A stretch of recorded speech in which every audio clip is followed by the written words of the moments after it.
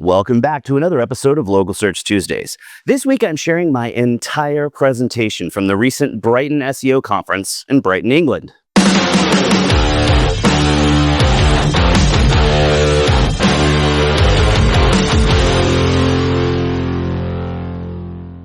For over a decade, I've been flying over to the UK for Brighton SEO.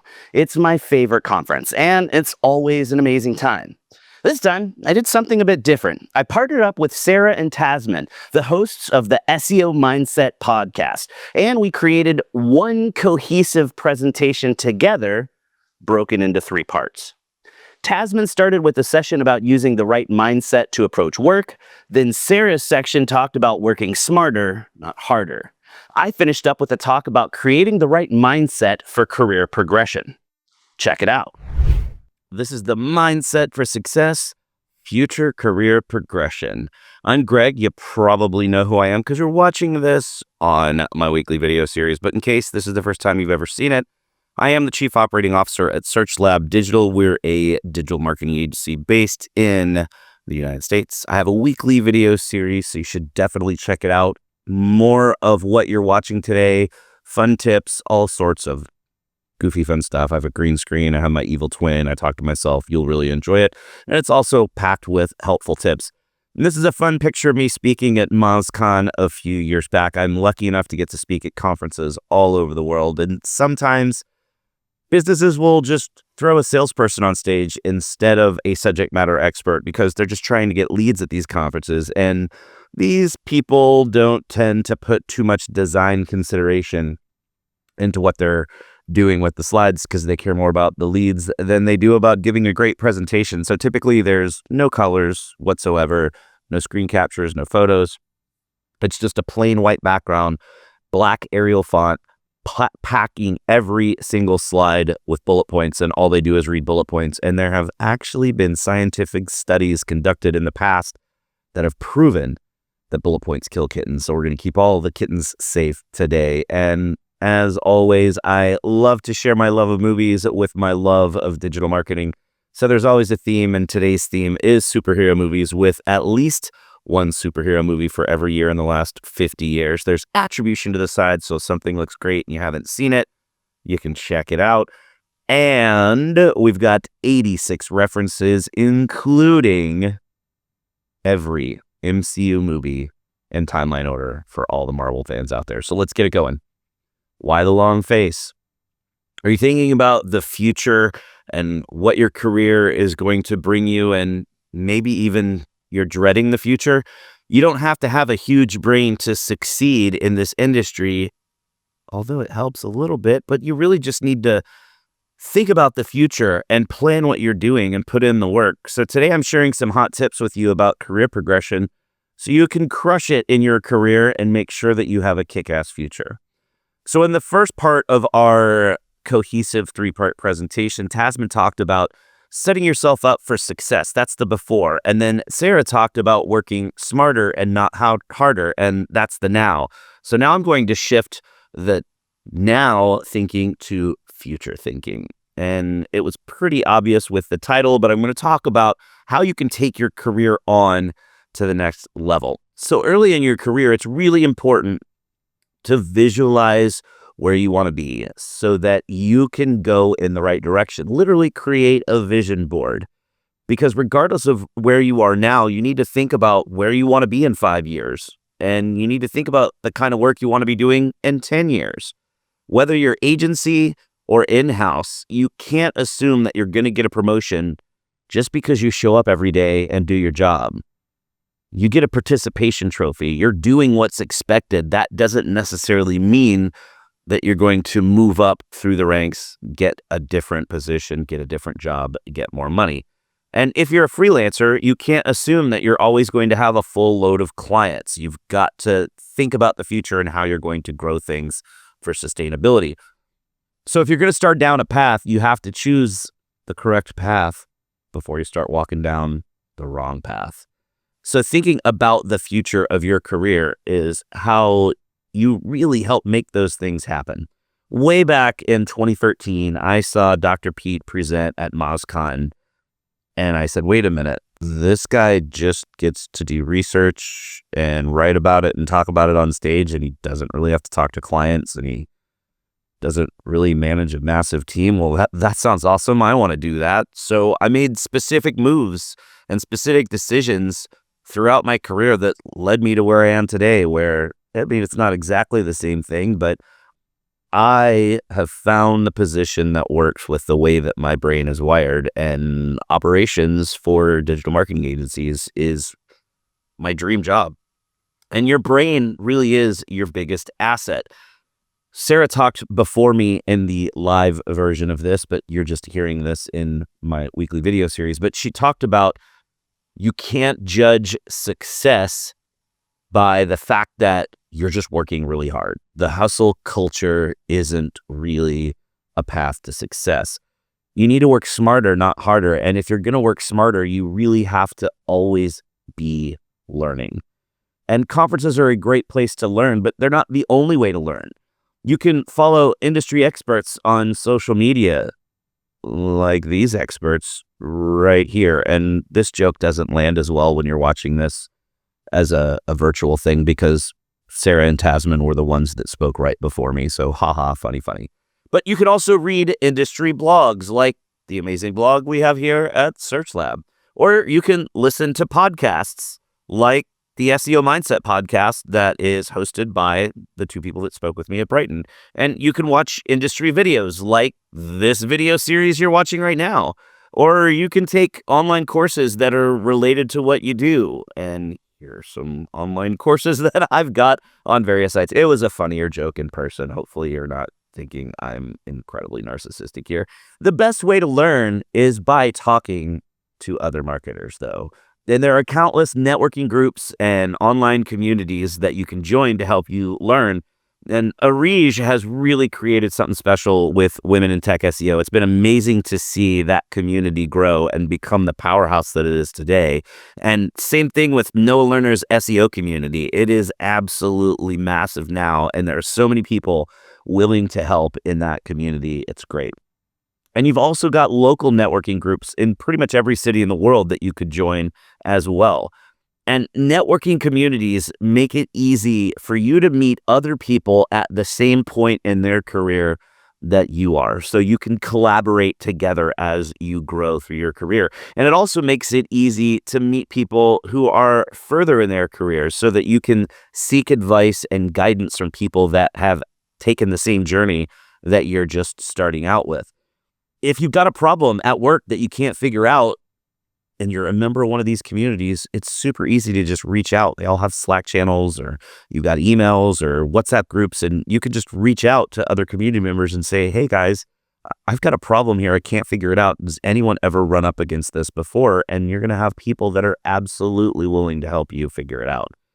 And if you want advice about career progression, you can ask those community members and they'll walk you through the things that you need to be considering or the things that you need to be doing.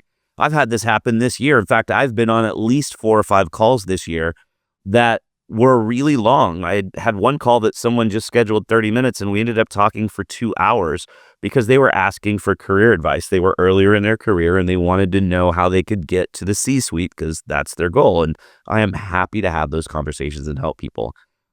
And live conversations tend to be a lot more helpful because you can ask questions and interact, because blogs and recordings are great, but it's more of a one-way learning situation as opposed to a back and forth collaborative conversation.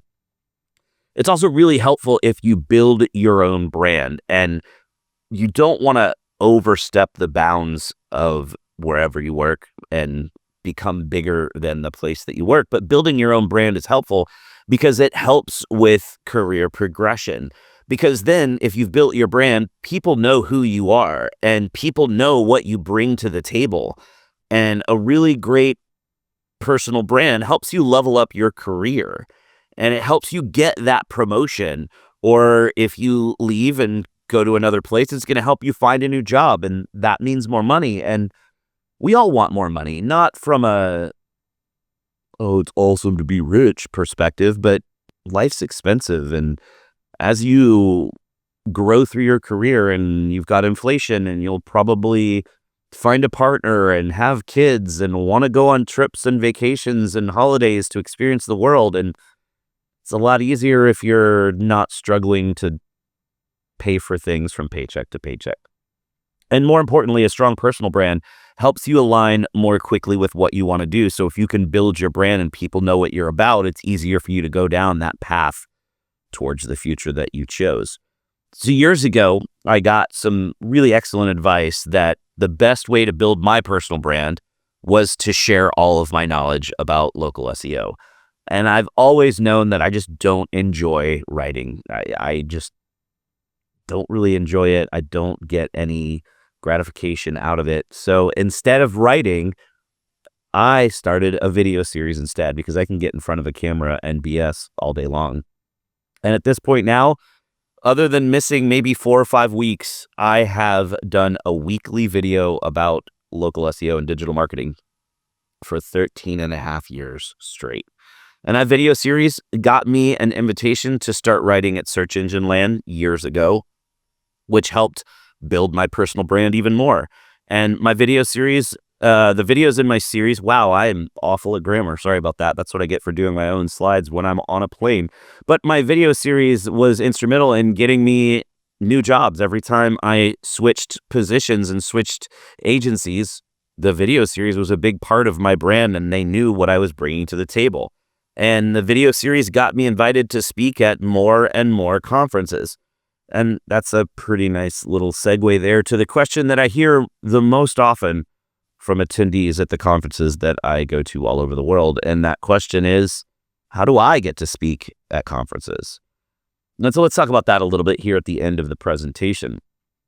Really, the best way to get selected is to have an amazing pitch. Conferences are trying to build a conference schedule that looks amazing so that people will buy tickets, so that the conference organizer doesn't lose money putting on the event. So they have a vested interest in making sure that the lineup of speakers is awesome and the topics are amazing and that the topics all fit together. So you need to be pretty explicit in your pitch and don't just throw out some generic slop. And I've seen a lot of people lately talking about how they can use AI to do their conference pitches, and that's not going to work.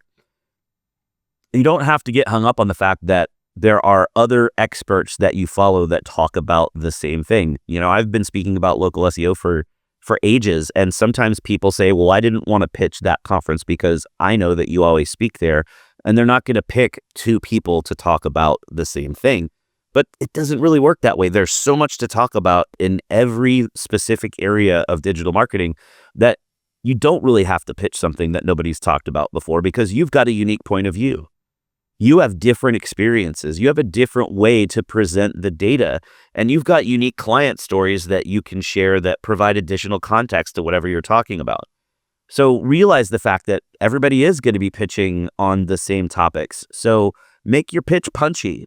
Make sure it stands out.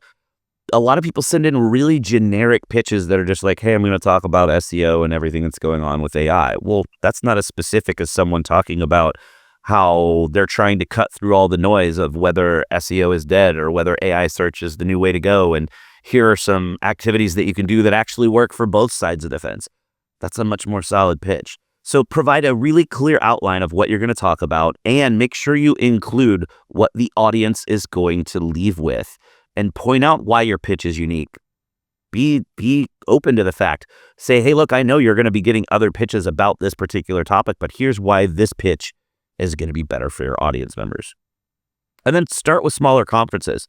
It's harder to break into the bigger conferences that are attracting more people. So find the smaller conferences, the local meetups where you can just get some experience and get more comfortable on stage. Because the presentation isn't just about the content that you're sharing, it's also about your stage presence. So practicing at smaller events helps you become more comfortable and get over that anxiety. And conferences, like I said, they just want to book speakers that are going to have an amazing story, but also that the audience likes and that the audience vibes with. So build that success at smaller events so that you can get into bigger conferences. And for every event that you go to, make sure that you find out who the conference organizers are and be friends with them. Like, buy them a beer if you're seeing them out after the conference, or if there's some sort of a mixer at the event. And even if you're just an attendee and you're not yet speaking, find out who those organizers are and introduce yourself and just have a quick chat. One of the most successful things that you can do to get into more conferences is to talk to the conference organizers at an event and ask them what sorts of pitches they're looking for, because they're always going to have holes, or they're always going to have things that they think are important that no one has pitched, or they're always going to get just a ton of pitches in one area and just a handful in another. And they're happy to share that with you because, again, they want to put on an amazing event, and that means they need to offer fresh points of view. So if those conference organizers know who you are because you've had a chat and you're clearly trying to help them provide value, they're going to remember who you are. And honestly, that's going to up your chances of getting selected in the future. And ask them specifically what they like to see in pitches, because everyone is different. And sure, do the things that I just talked about, but sometimes they might see, make sure you say this in the first sentence or something like that. And then once you've been selected to speak, make sure that you make yourself available to attendees. A lot of speakers, and I've even been guilty of this in the past, a lot of speakers are busy and they're traveling a lot. So some speakers may show up the night before their talk and get up in the morning and do their talk and bounce out and go right to the airport after their talk. So they're not hanging out at the conference.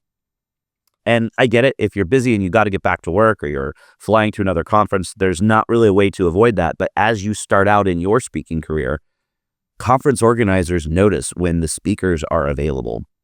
And if you can hang out and just be present through the rest of the conference, those people that may not have had a chance to talk to you after your talk and ask questions can find you in the crowd, or find you at lunch, or find you at the mixer, or find you out and about, and ask those questions that they really wanted to ask and just didn't get a chance to before. And you're providing more value to those attendees because you're sharing your expertise beyond just what you're talking about on the stage.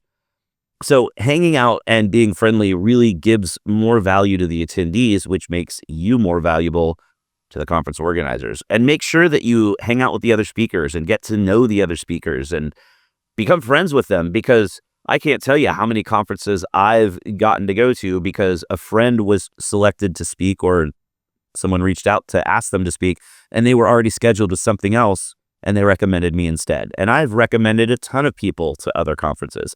So make sure that you become friends with the speakers, because you never know who might be able to recommend you to some other conference in the future that you may not have even known about.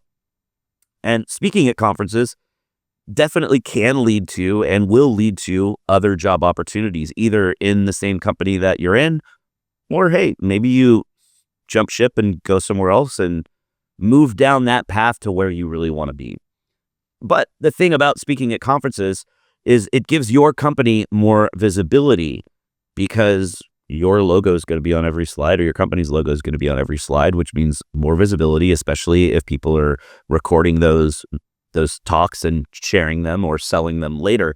And more visibility for your company results in more leads, and more leads means more sales, which means now speaking at conferences makes you more valuable to the company where you're working, which means, guess what? More money, more value, better raise, better position. If you have more value, you're going to get better roles. So in the end, it's all about having the right mindset to approach work and the future.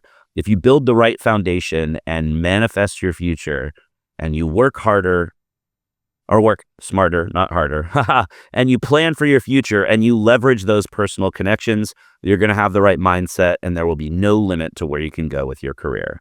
Thanks so much for sitting through that fire hose. I really tried to go quickly through this since I know you're watching this as a recording, but hopefully when you think about the future of your career, you won't be depressed because I shared all these hot tips with you today. And in the future, you'll no longer be the underdog, and you'll be super excited about your career and what you've been able to do. So that was the Mindset for Success, Future Career Progression. If you have any questions about anything that you've seen in the presentation, there is my email address. Or if you'd like a copy of the slides, I'm happy to send them to you. And as always, at the end, there is a list of all the movies in order of release date. Thanks for watching. Thanks for sticking around to watch all of that one. It's a bit different from what I normally talk about, but it was a huge hit at the conference, and I really like how it turned out. That's all the time we have left for this week's episode, so you know what that means. Put your hand on the screen right here. We totally just high-fived because you learned something awesome. Thanks for watching, and we'll see you again next week for another episode of Local Search Tuesdays.